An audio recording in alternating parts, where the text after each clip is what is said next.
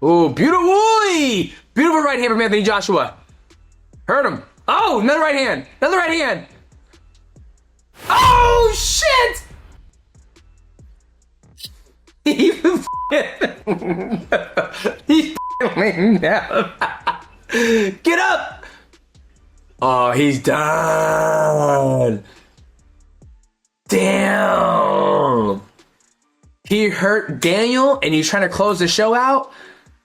And then he got hit with an interesting right hand. It wasn't like a boom. It was like more like a wow. I want to see that replay of that shot.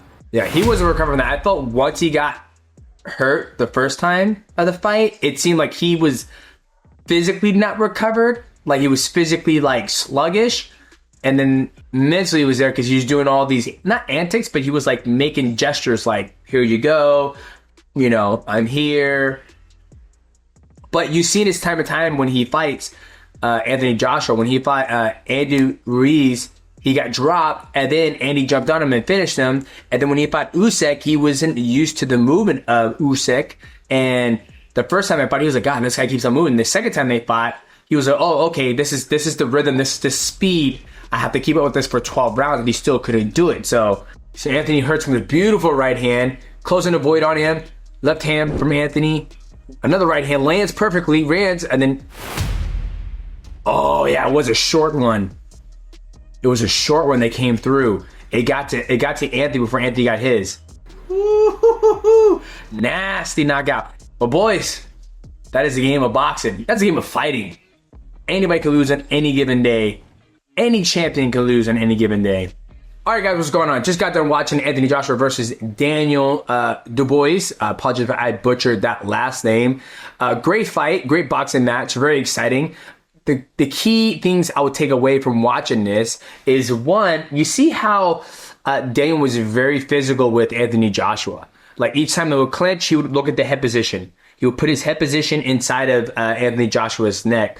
Also, he wouldn't be content with just grabbing Anthony Joshua. He would always put the forearm across the face against Anthony Joshua. Once again, getting very physical, trying to break up the clinch instead of letting the ref break it up. Even though the ref broke it up, but he's not sitting there holding. He's like this, pushing, or getting his head in a good position. Another thing, when he dropped Anthony Joshua in the first round, I felt like Anthony Joshua never recovered from that initial drop. Yes, he recovered mentally because he was making gestures during the fight where he, told Daniel, this is your chair, making this gesture, and also like sticking his tongue out at the crowd or talking to somebody. Another thing was each time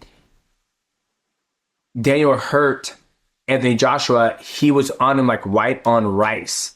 And that's the biggest thing each time I watch Anthony Joshua fight when he gets hurt, which has been happening in the past. People just swarm him. And in the very beginning of the fight, that was the first round, he got dropped. You look when he fought Andy dropped him. He wasn't able to recover. Usyk's pace was very high pace, and Anthony Joshua wasn't used to that. And you see Daniel came out and he was moving outside the void back and forth and not being a sitting target. They were exchanging back and forth, but the very end of the sequence where Anthony Joshua landed that beautiful right hand and he was trying to close out the show, he threw another right hand and that one landed too.